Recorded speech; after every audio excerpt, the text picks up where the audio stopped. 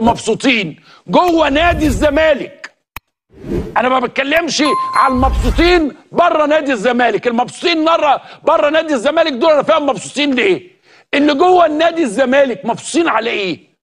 ايه اللي يبسط في النادي؟ ايه اللي بيجرى في النادي عظيم؟ ايه المؤامره اللي معموله على الزمالك؟ يعني دايما يقول لك مؤامره ايه؟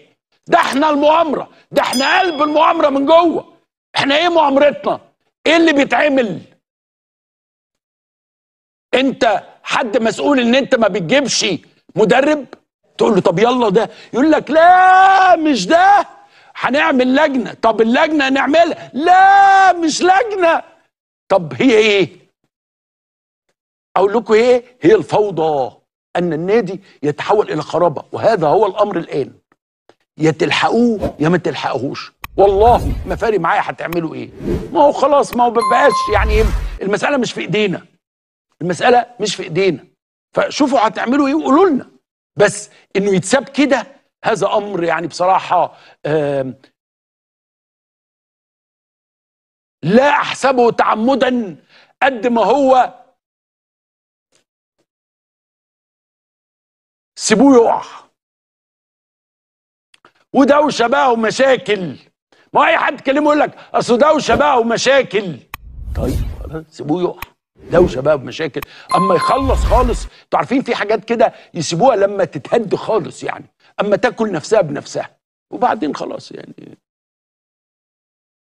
مدرب الزمالك اللي عمل الماتش ده قال لهم عيب عليكم الخساره بالثلاثه. ايه عيب عليهم ليه؟ هم ذنبهم ايه؟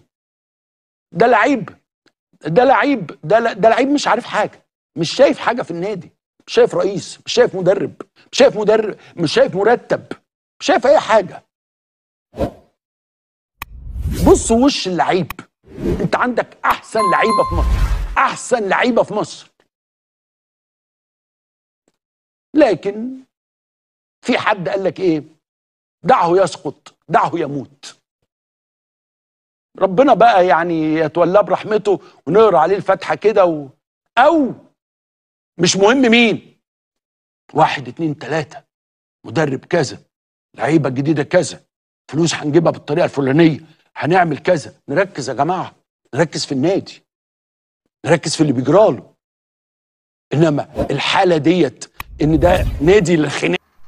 حكامة عمرو أديب. أتمنى يا جماعة تشيروا الفيديو وتعملوا اشتراك في القناة عشان يوصلكوا كل جديد. لازما يا جماعة تشيروا الفيديو عشان يوصلكوا كل جديد.